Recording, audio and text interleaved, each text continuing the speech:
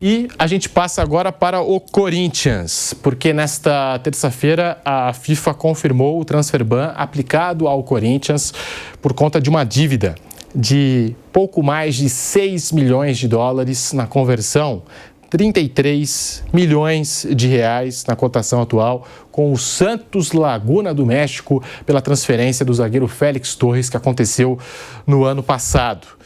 Para voltar a registrar jogadores, o Corinthians precisa quitar a dívida ou chegar a um acordo amigável com o Santos Laguna. Caso contrário, o Corinthians terá de esperar 3 janelas de transferências, a atual e mais 2 para voltar a registrar atletas, contratar jogadores no mercado da bola. A informação dos nossos colegas do UOL dá conta de que o Corinthians entende que o Santos Laguna terá que ceder em algum momento e renegociar se quiser receber os valores da dívida pelo defensor Félix Torres, já que o clube não tem dinheiro para pagar. Osmar Stabile, presidente interino do Corinthians, busca contato com os representantes da equipe mexicana desde a última segunda-feira, mas sem retorno. Há a possibilidade também do dirigente viajar ao México para tentar solucionar o problema, para tentar resolver essa questão do Corinthians, o quanto antes. Na semana passada, houve mais de uma conversa entre as partes, mas sem acerto entre Corinthians e Santos Laguna. Então, o Osmar Stabile, que pode até mesmo, existe essa possibilidade, de viajar ao México para tentar solucionar o problema do Corinthians. Corinthians sofre um novo transfer ban no mercado da bola, sofre um novo transfer ban na FIFA e com isso fica impedido de registrar atletas por 3 janelas de transferências. Vampeta, tá aí a situação do Corinthians. Lembrando que além do dinheiro do Félix Torres, é importante a gente citar aqui, o Corinthians ainda tem de pagar pelo menos outros 70 milhões de reais em condenações impostas pela FIFA. Desses 70 milhões... 40 milhões, 397.726 reais ao meia paraguaio Matias Rojas, pela rescisão do contrato após atrasos nos pagamentos, 23 milhões de reais, pouco mais de 23 milhões de reais ao Talleres da Argentina pela contratação de Rodrigo Garro, quase 7 milhões de reais ao Shakhtar Donetsk da Ucrânia pelo empréstimo do meia Maicon. Os casos de Rojas e Talleres devem ter decisões divulgadas em breve pela Corte Arbitral do Esporte, o CAS, para a qual o Corinthians recorreu depois de ser condenado pela FIFA. É aquilo, o Corinthians, prática usada também pelos outros clubes, a condenação do Tribunal da FIFA, o clube pega, vai lá na Corte Arbitral do Esporte, e aí ganha tempo, e enquanto o processo vai correndo lá na Corte Arbitral do Esporte, o clube está liberado para poder fazer contratações. Mas o Corinthians tem essa pendência e agora tem esse transfer ban com o Santos Laguna do México pela transferência do Félix Torres. Vampeta. Você botou aí, então, na Argentina tá queimadão, Não pode contratar ninguém na Argentina, onde for, Você pegou aí, ó. Ainda tem ele tá indo no time do Messi, não, Quem? Porra, ele saiu. Vou ver, diretor. Ele não tá mais. Eu vi no Mundial de Clube, não vi ele jogando no jogo, entrando. Olha só, Pedro, olha o prejuízo que é na administração. Agora, tem aí o Stabile que está ali pro tampão, ninguém sabe se ele vai querer, na hora que o conselho lá dizer quem vai ser os candidatos, se ele vai querer ser o candidato, se vai alguém mais levantar a mão. Tá no River Plate, fez 8 jogos pelo River, pegou há pouco tempo. Não pagaram o cara, então quer dizer assim, vai vir mais coisas pesadas. Ir lá conversar com o Santos, que você falou, tem que ir lá a Santa Laguna, Lá no México. Tem que dizer, velho, lá entrou uma diretoria lá que teve que mostrar tudo, mas o clube não quer saber disso, não. Mas o problema é de vocês lá, eu quero é meu dinheiro aqui, ó, pelo Félix Torres. Olha a situação. E aí você perde, você vai falar, o Roberto operou, vai ficar quanto tempo parado? Como o Gustavo Henrique teve o mesmo problema, e o Gustavo Henrique demorou 2 meses, pelo que eu estou vendo aqui, para voltar a treinar sem restrições, então você imagina o Yuri Alberto, Então, que aí tem aquela adaptação de volta aos gramados também. Então vamos começar a brigar ali para ficar em 13º, 14º, viu? Senhor Alberto, fora aí por 2 meses aí, estamos em agosto indo para setembro, voltando em novembro. Nossa Senhora. Memphis vai ficar fora pelo menos 1 mês. Então, o poder de fogo. O Memphis com uma lesão, vai ficar o Garro lá sofrendo para ver para quem vai dar bola. Briga de novo para não cair. Sem esses 2 jogadores, briga de novo para não cair. E eu vejo até que o Garro é um jogador que tem sido questionado por não ter feito gols aí. E com transfer ban, Já não tinha dinheiro mesmo. Você é o mercado para dar mais um golpe em alguém, então. Se você não está pagando a ninguém, se for para contratação, sem dinheiro. Acabou de contratar o Vitinho, né? O Mauro fez as contas aqui, que a conta do Vitinho dá quase dá pagar a metade dessa dívida aí. Pegar o salário dele e tudo. Tudo dá. Mais ou menos. O Mauro fez a conta ontem aqui, dá para fazer isso. Complicado mesmo. E lá, eu moro no Tatuapé, né? Fala que não vai ser, vai levantar mais mão lá, não vai ser só os mais estáveis, não. A possibilidade do Roque Cidadini e mais gente levantar a mão para sair candidato. Eu vi essa possibilidade também no portal Meu Timão. Do Roque Cidadini. Você fala assim, não, candidato. Pronto, agora deixa o Osmar estável e ir até a próxima eleição. Não. Tem outros lá que estão posição e situação. E segundo as mais línguas, olha só, que é só os conselheiros, Bruno, que vão votar, né? Sim. O Andrés tem maioria. No conselho ele ainda tem maioria. Tem maioria. Porque o Augusto, ele é eleito, chapas do conselho e os sócios. Sim.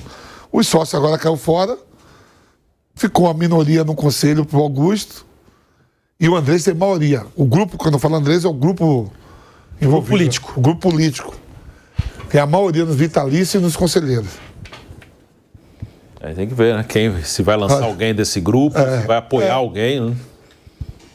Tem isso também. Que é uma eleição de conselho, ela é quase uma eleição de articulação Não, política. articulação, não, olha bem. Ontem, conversando com uma pessoa, você falou que o Augusto sobrou para ele ainda uns 40, 50 conselheiros que é da chapa dele, que é do lado dele, que vai negociar por outros cargos. Sim. Que não tem sócio aí para votar. E ver quem vai apoiar o Stabile, né? Quem vai dar apoio para ele. Olha só, tem esses bastidores aí, né, Pedro? Fora isso tudo. Mas como é que pode, né? É uma gana. Eu não fico olhando assim, é uma gana para pegar o prejuízo, né? Pô, se eu tiver uma empresa com 3 chequinhos devolvidos no Serasa, ninguém pega. Mas um clube com 2,5 bilhões indo para casa de 3, tem a briga lá, todo mundo levantando a mão para querer, né? Teoricamente vai pegar uma bomba, mas todo mundo quer. Eu tô lá, minha empresa lá, velho, Vamos Esporte Promoções, se olhar o CNPJ, tá bonitinho. Agora, se tiver lá duas bronquinhas, mano, vou querer vender o cara. Não, peraí, conserta lá no Serasa. O Rodrigo Vessone publicou aqui, né, ontem. Ainda falta estourar outros 3 casos FIFA, que juntando com Torres dão 100 milhões de reais. Louco. São eles, Rojas, aí na época do Duílio, ele coloca aqui os dirigentes na época do Duílio, Augusto e Rubão, né, os que participaram de alguma forma, Garro, Augusto Melo, Maicon, Duílio e Augusto. Ou seja, o Corinthians tem uma agenda de transferban. Um negócio interessante, né? Uma agenda. Ó, qual o próximo agora? Agora é esse, agora é o outro. E o mais impressionante, tem gente que não fica zangada. Ontem eu vi torcedor influencer, né? Os caras botam assim, jornalista. O cara fez a faculdade de jornalismo, não é jornalista. O cara é um influenciador, fica aí tentando vender narrativas convenientes para cartola, sei lá com que interesse. O cara comemorando a esperteza de terem inscrito o Vitinho antes do transferban. É isso aí. Então. Quer dizer, cara, você está lidando com esse tipo de pessoa, né? Então. E o buraco vai aumentando. É muito engraçado isso. Não paga ao Santos Laguna, não. O Santos Laguna vai ter que esperar para conversar. Você comprou e não pagou, amigo. Eles entraram na FIFA em maio do ano passado. São 15 meses. Porra, não pagou nada. Pagou aquela primeira parcela e parou de pagar. O jogador está aqui. Onde já se viu isso, gente? Como é que a gente pode tratar isso como uma coisa normal? Eu estava dizendo aqui ontem, Pedro, o que me impressiona ainda é que você vê em programas como o nosso aqui, não como o nosso, né? Mas eu digo, debates. Não, o Corinthians precisa contratar tantos jogadores. Não, precisa de um lateral, precisa de um centroavante, precisa de um goleiro, precisa de um ponto esquerdo. Gente, o São Paulo também precisa, mas não está contratando. O São Paulo está tentando tomar jeito, porque não tem outro caminho. Se não tem dinheiro, você não faz, gente. A meta do São Paulo é não contratar nenhum jogador esse ano, que precise pagar pela transferência. Só jogador que estiver livre no mercado ou fizer algum acordo aí com... E ainda assim tem que ver a questão de quanto custa o jogador, porque, por exemplo, o Vitinho não é barato. Então ele chega livre, mas ele tem um custo mensal. Você faz um contrato com ele até o final do ano que vem, aí você vai ver quanto eu vou gastar com o Vitinho. Tanto, essa conta aqui. O custo do Vitinho, a gente fez um cálculo por alto, pagaria, sei lá, metade dessa dívida aí do Santos Laguna. Mas quando você acha que o Santos Laguna não sabe que o Vitinho foi contratado? Sabe. Aí o que ele pensa? Cara, esses caras, eles não querem pagar a gente, porque estão contratando jogador. E se, por exemplo, o Cuiabá, o que aconteceu com o Cuiabá? Aí é a negociação dentro do Brasil, né? É pior para o credor.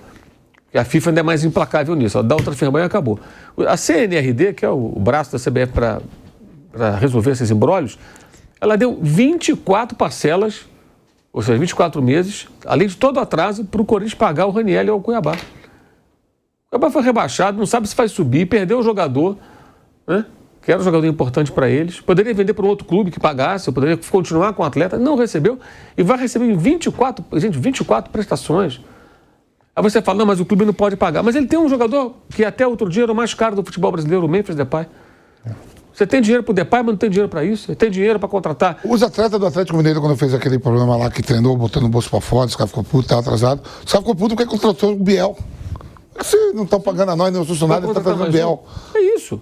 Teve isso também lá no Atlético Mineiro. E aí no Corinthians eles ficam tentando manter tudo em dia com os jogadores para evitar esse tipo de situação. Mas, cara, a gente não pode tratar isso como uma coisa normal. Não dá para ficar debatendo sobre necessidades de um elenco quando não se paga. Hoje vai acontecer uma bizarrice. O Thiago Maia deve jogar contra o Flamengo. Até hoje o Internacional não pagou o Thiago Maia, mas contratou jogadores agora. Vários foram contratados depois que o Thiago Maia foi para o Internacional. E não paga e tudo bem, fica assim mesmo. Isso não existe, cara. Esse é o tipo de coisa que... Acho impressionante como a imprensa brasileira trata isso normalmente. Eu sei que é cagaço de muitos de falar coisas. A palavra é essa. Falar, porque vai desagradar a torcida. Mas tem que ser dito. E o torcedor do Corinthians, que não consegue pensar dessa maneira, desculpa, estou um pouco me lixando porque ele pensa. Eu procuro falar pensando no corintiano sensato, que está preocupado com o futuro do seu clube, que se incomoda de ver o clube no noticiário tão negativo, que tem amor próprio, que pensa, cara, meu clube é um clube muito grande, não pode ficar nessa situação. Né? Não pode ser assim. Até estava participando outro dia de um programa, uma live com os colegas lá, e aí me fizeram uma pergunta. Mas se for assim, alguns times nunca mais vão ser campeões? Depende. Não vou nem citar Flamengo e Palmeiras, vou citar o Fortaleza. O Fortaleza era da 3ª divisão, num estado onde o poder aquisitivo é muito menor, que é o Ceará. Ele saiu da 3ª, foi para a 2ª, foi para a 1ª. Ele está no momento agora de crise e tal, mas ontem ele jogou pela Libertadores. Ele jogava Série C. De crise porque está na Libertadores. Está na Libertadores. Levou o nível que o torcedor já não está entendendo. Não foi como SAF e virou SAF, mas até agora não entrou nenhum investidor. Ele está preparado para receber um investidor, para comprar lá um percentual eventual, mas ainda não aconteceu. Então o Fortaleza anda com as próprias pernas. Se o Fortaleza conseguiu, por que um time do eixo aqui, sul-sudeste, não consegue? Então, onde você tem renda per capita maior, o PIB está concentrado nessa região, os clubes faturam mais, o poder aquisitivo do torcedor é maior, então o ingresso eventualmente é mais caro. Eventualmente não, ele é mais caro, praticamente todas as vezes. Então o poder de arrecadação é maior. Não tem o desafio da logística, né? Você pega um clube como o Remo, que está fazendo boa campanha na Série B. O Remo, para contratar um jogador, tem uma dificuldade, isso é histórico, o Paysandu também, que é convencer o cara a sair daqui do sul-sudeste e jogar lá. Por quê? Se ele não for de lá, a família fica longe, ou ele leva todo mundo. Pô, vamos para o jogador, né? O cara vai mudar a vida para Belém. A passagem é cara, a viagem é mais longe do que uma viagem internacional. É mais difícil você chegar... Na minha época, quando eu jogava, os caras falavam assim, a gente jogava assim, ó, vamos começar pro São Paulo, vamos derrubar logo o Araçatuba, porque é longe pra caramba pra ir. Então o jogador não quer ir. Caxias, coitado, vamos derrubar logo o Juventude, ganhar do Juventude, para o ano que vem não vir aqui nesse frio. Os jogadores comentavam isso, ó. Sabe como é bom que o jogador gosta? Ponte Aérea, Rio, São Paulo, e Curitiba, e Minas, 2 horas, e no Nordeste, dependendo do estado. E aí, vocês mandar, vamos se pular logo para o ano que vem não tá aqui, que é longe, por causa da logística. Imagina o cara quer ir jogar lá. O cara vai, mas ele, assim, isso é histórico. Começo de temporada, se um time do norte do país, Nordeste também, do norte que mais... A gente ia até Brasília, mal, parava em Brasília, ficava esperando 2, 3 horas, hoje para pegar outro avião. Hoje não tá mais. Esses caras fazem isso todo jogo, praticamente. Fortaleza faz toda hora, por exemplo, Ceará e outro lá no Nordeste. Aí você pega o caso do Remo, do Paysandu, que está na Série B, é toda hora isso. Joga no Sul, joga no Centro-Oeste, joga no Sudeste e fica viajando. Aí o jogador, no início da temporada, ele tem uma proposta de um clube pequeno para jogar o estadual de São Paulo ou do Rio, e uma proposta do Remo, do Paysandu, a tendência é ele pegar do time daqui. Por quê? O campeonato estadual tem mais visibilidade, ele pode aparecer mais, e se ele for da região, então, piorou. Ele vai mudar para lá, de cara vai levar a família. E se não der certo? Se não se adaptar? Técnico, a mesma coisa, né? O cara vai e tal. Então, o desafio é muito maior. E o Fortaleza, que enfrenta essas dificuldades também pela questão da logística, pela distância e também econômica, ele conseguiu dar a volta. Então, se ele conseguiu, por que o Botafogo... O Botafogo foi campeão, gente, em 89 e 90, carioca. Com o quê? Com o banqueiro do jogo do bicho bancando. Foi assim que o Botafogo foi campeão. Aí depois foi lá, conseguiu recuperar a sede, aquela coisa lá, abriu mão lá do Borisco, mudaram lá o gabarito, voltou para General Severiano, muito bom, bacana e tal, se recuperou. 95, aí começaram a recuperar o clube, 95 foi campeão brasileiro. De lá para cá, o Botafogo só se endividou. Aí um dia aparece lá, vira a SAF, vem alguém, compra, jogadores, bota até esse rolo danado agora da SAF do Botafogo e ganha o campeonato. Qual o esforço que foi feito? 0. E o Fortaleza foi o 4º colocado do campeonato. Fez o esforço com as próprias pernas e ficou em 4º. Não estou falando de Flamengo e Palmeiras, tá? Estou falando do Fortaleza. Quem fez um grande trabalho, Fortaleza ou Botafogo? É simples assim. Então, assim, tudo é lei do menor esforço. Então, se o São Paulo quer, de fato, entrar na linha, ele vai ter que passar alguns anos nesse perrengue. Ah, mas não ganha Libertadores desde 2005, meu amigo. Já não ganha 20 anos. E aconteceu o que nesse período? Se endividou. Em 2005, o São Paulo ele era um clube organizado, era a vanguarda, era o que estava à frente dos demais, ganharia na sequência o Mundial e 3 brasileiros consecutivos, algo até hoje inédito. E depois disso, o São Paulo só se afundou. Então agora ele vai ter que passar 5, 6, sei lá quantos anos, 10, para se recuperar.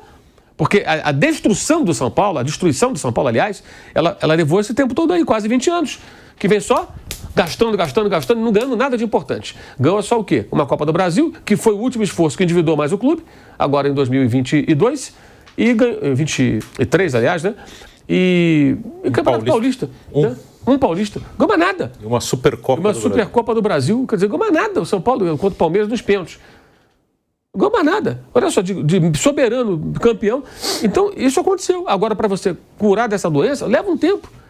Mas pelo menos o São Paulo está tentando, inicialmente. Vamos ver até onde que vai também, né? Que o presidente segue calado, não fala sobre esse assunto que é tão importante para o torcedor entender.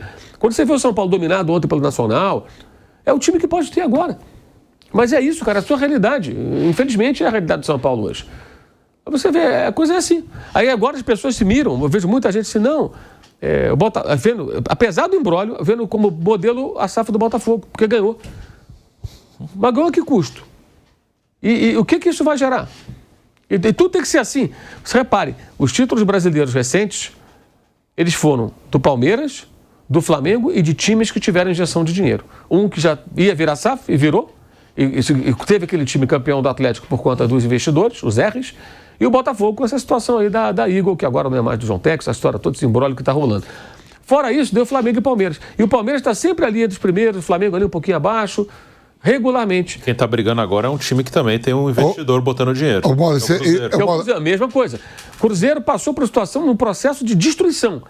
Aí vira a SAF, o Ronaldo dá uma guaribada ali, arrumou mais ou menos a casa e tal, vende, entra alguém e bota dinheiro. Ou seja, é sempre a lei do menor esforço. E a dívida do Clube Social fica. Eu estava vendo aqui a dívida do Botafogo, estava vendo aqui nos relatórios dos amigos que fazem as análises, 1,7 bi. E a dívida da SAF já é maior do que a do clube. As duas são imensas. É 901, 800, 1,7. Isso tudo que você falou, só por trabalhar certo, que nem você falou, 2 vezes o Fortaleza fica na zona de rebaixamento por estar na Libertadores, né? Você falou, ele veio da terceira, pegou a segunda, a primeira. O torcedor não vê isso. O Fortaleza não é SAF, que nem o Bahia, que é o clube nordestino. O Fortaleza está na Libertadores pelo que ele fez de certo. Sim. Está compreendido, está sendo tão cobrado e vaiado. Sim. Por estar fazendo a coisa certa. O torcedor na Série C. O torcedor também lá tinha que ter um pouco de calma. Por exemplo, assim, ontem eu vi os jogadores saindo frustrados, jogaram, tentaram pra caramba. E a torcida vaiando os caras, porque eu sei a emoção do torcedor, mas o torcedor tem que ser racional. Lógico, o meu time não era nem pra... Tá Grêmio fora, tá Corinthians, tá Inter. O Inter não, o Inter ainda tá. Tem um monte de time grande, Atlético Mineiro não tá. Cruzeiro não tá. E o torcedor, porque... Vasco não tá. Sabe o quê? Eu tô sendo criticado porque eu fui competente. Fluminense não tá. Eu tô sendo xingado e criticado porque eu fui competente na temporada passada e levei o time aonde ninguém chegava. Sim. O Bahia vai jogar Libertadores de novo, depois de 88, 89. E o Fortaleza está nas oitavas de final, né? Passou por... Não, e pegou o velho campeão argentino. Que não era sonho do Fortaleza, já ganhou do River, não frequentava esse ambiente. Claro. E aí eu tava vendo o jogo ontem às 19 horas, assistindo, e os caras tentando, a parada não deu certo, tem um jogo de volta lá, não tá eliminado, mas sendo depois vaiado todo mundo, o Marinho até deu uma entrevista. E isso aí que a gente fala assim, não é só pro Fortaleza, acho que vale para todo time que está numa situação em que não se justifica esse rigor todo. O que eu falei aqui no final de semana, por exemplo, teve gente tentando fazer uma associação cretina, aí um comentário que eu fiz, tentando colocar como se fosse para diminuir o Nordeste. Pelo contrário, só um cafajeste para fazer um negócio desse e deturpar as palavras da gente. Eu critiquei aqui, por exemplo, logo depois do jogo de sábado, Flamengo e Mirassol, a reação de alguns torcedores do Flamengo com raiva, especialmente em rede social, mas eu soube que no Maracanã também teve gente que chiou, porque foi só 2-1 no Mirassol. Eu falei, o Mirassol nunca perdia 9 jogos, só tinha 2 derrotas. É um time que ganhou do São Paulo não perdeu São Paulo ninguém. no Morumbi. Ganhou do Corinthians em casa, meteu 3-0 no Santos, empatou com o Palmeiras no Allianz. Goleou o Grêmio. Meteu no Grêmio. Perdeu só na estreia pro Cruzeiro 2-1. Foi o primeiro jogo do campeonato. Quase empatou esse jogo. Perdeu pro Bragantino 1-0. No único jogo que não fez gol. Empatou com o Bahia lá na Fonte Nova. Empatou com o Bahia. Ganhou do Ceará no Ceará, onde o Flamengo empatou. Ganhou do Atlético Mineiro também, né? Então, empatou com o Galo. Então, assim, é um time competitivo. Então, o torcedor tem que entender, é um time pequeno do interior, mas que se organizou e é um time chato. E o detalhe, joga uma competição só, tem longos intervalos, se prepara para cada jogo. Tá hoje em quinto, com 2 jogos a menos. E o Mirassol empatou com o Vitória em casa, teve até vaia. Teve vaia. Né? O Mirassol começou o campeonato, a briga era para se manter na Série A. E agora que tá lá em cima... As pessoas estão loucas, isso não é exclusividade do torcedor do time A, B, C. Isso é geral. Não dá. A Fortaleza foi um absurdo. E o Fortaleza cada ano aumentando o investimento.